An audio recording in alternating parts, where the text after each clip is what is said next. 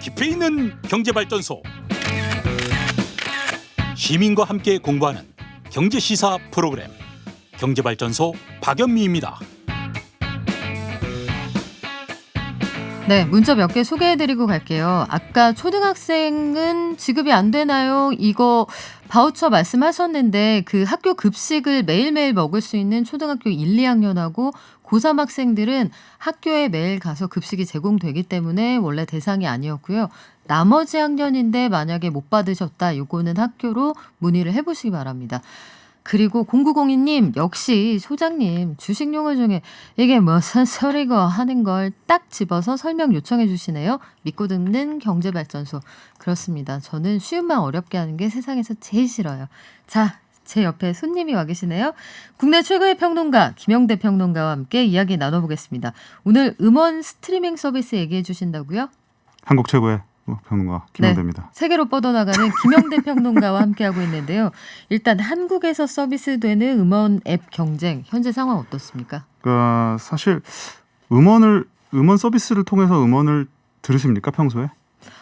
저는 들어요. 저는 듣는데 저희 아들은 솔직히 안 듣고 대부분 유튜브로 듣습니다. 그렇죠. 네. 그러니까 이게 재밌는 부분이에요. 상당수 제가 만나본 많은 분들도 유튜브로 듣는다라는 분들이 굉장히 많아요. 그런데 사실은 이제 음원 서비스 같은 경우는 점점 이 경쟁이 치열해지고 있거든요. 그래서 최근에는 이제 전 세계 최고의 음원 서비스 강자 공룡 기업이죠. 스포티파이가 2월에 상륙을 했고, 또 애플뮤직도 최근에 새로운 업데이트를 이제 잇따라 발표를 하면서 지금 음원 시장에 경쟁이 지금 가속이 붙고 있는 상황입니다.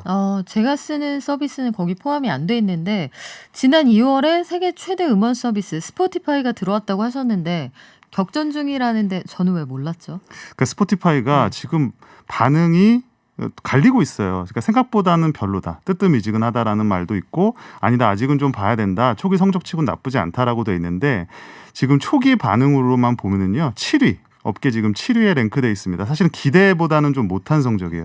역시 1위는 서양 수박, 멜론이 차지를 하고 있고, 네. 지금 500만 가까이 쓰고 있습니다. 네. 그 뒤로 말씀하신 유튜브.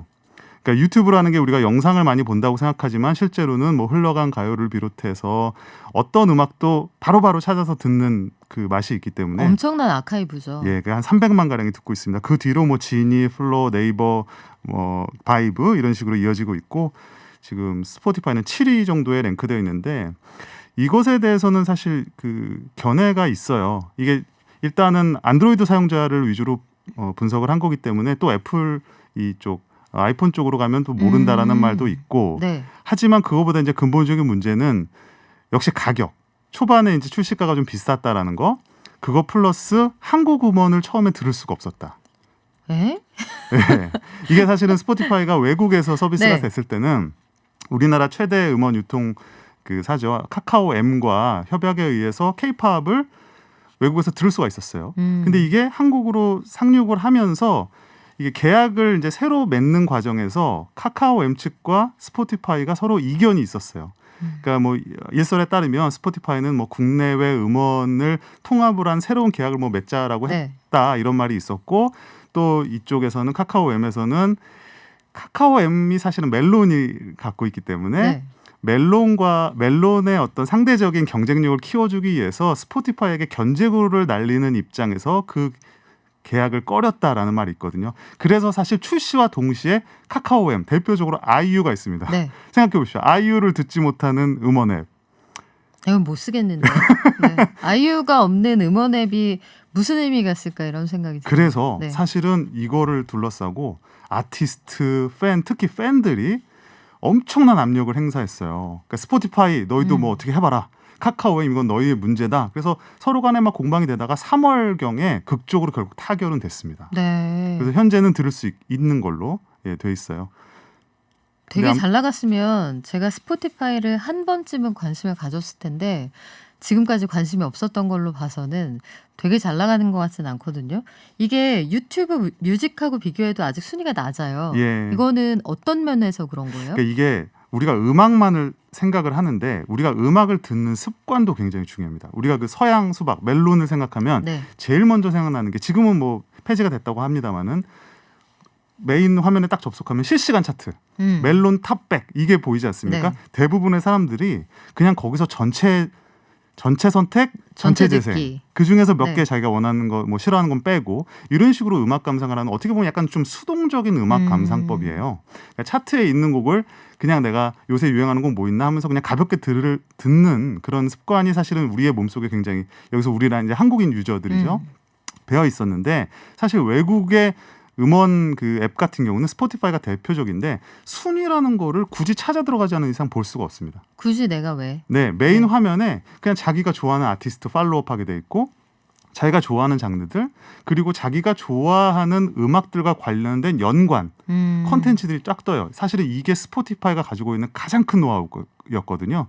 자동으로 재생을 눌러놓으면 기가 막히게 내가 좋아할 법한 내가 다음에 선택할 법한 내가 이 시점에 고를 법한 음악을 골라줘요. 이 큐레이션이 사실은 스포티파이가 갖고 있는 가장 큰 장점이었는데 이게 우리나라 유저들의 음악 안 듣는 먹히는군요. 습관과 뭔가 안 맞았던 거예요. 그래요. 이게 한편으로 생각하면은 보이스투맨 듣는 사람을 자연스럽게 브라이언 맥나잇으로 이어주고 요런 감성의 끈을 만들어주는 게 90년대. 스포티파이에 왜요? 보이스투맨 나오니까 너무 재밌었어. 왜 올포원. 브라이언 맥나잇이 부끄러워요? 부끄럽지 왜요? 않아요. 오아시스.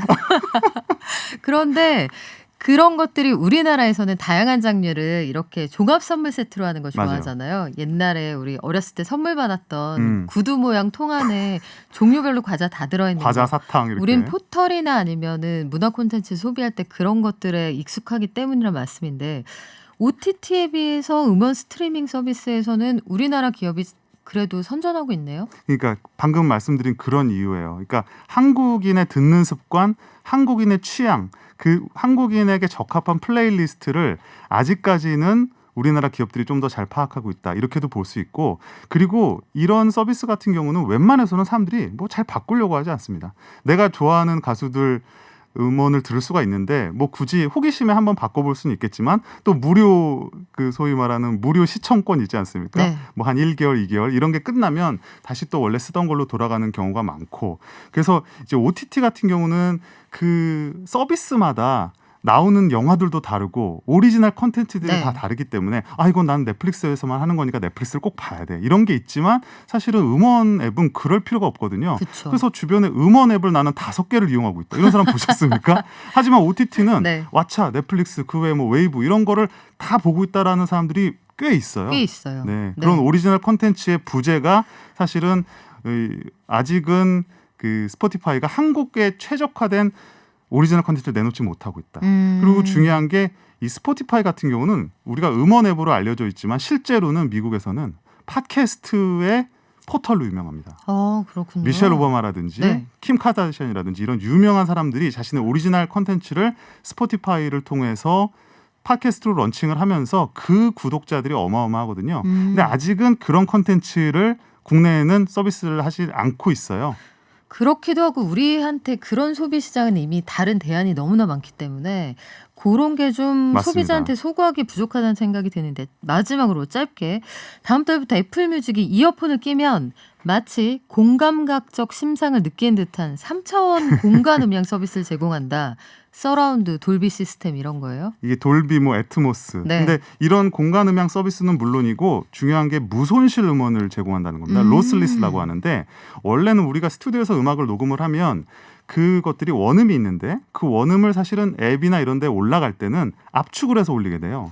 그게 용량의 문제도 있고 네. 사실은 인터넷 스피드의 문제도 있기 때문에 이게 파일의 용량이 크고 비트레이트가 높을수록 아무래도 이게 뭐 렉이 걸린다든지 할 수 있는 그 경우가 많거든요. 그래서 최근까지는 그걸 압축 음원을 많이 써왔는데 최근에 인공지능 스피커라든지 그 와이어리스 헤드폰, 이어폰 이런 것들을 많이 쓰게 되면서 사람들이 가만히 이렇게 음악을 오디오를 귀 기울이는 시간이 늘어난 거예요. 코로나 때문에도 그렇고 그러다 보니까 사람들이 이제는 음질을 신경 쓰는 시대가 됐다. 그래서 네. 그런 것들을 애플뮤직이 지금 저격을 하고 있습니다. 네, 음질을 최적화하는 애플뮤직 어떤 서비스 선보일지 한번 기대해 보죠. 지금까지 국내 최고의 평론가 김영대 평론가와 함께했습니다. 고맙습니다. 고맙습니다.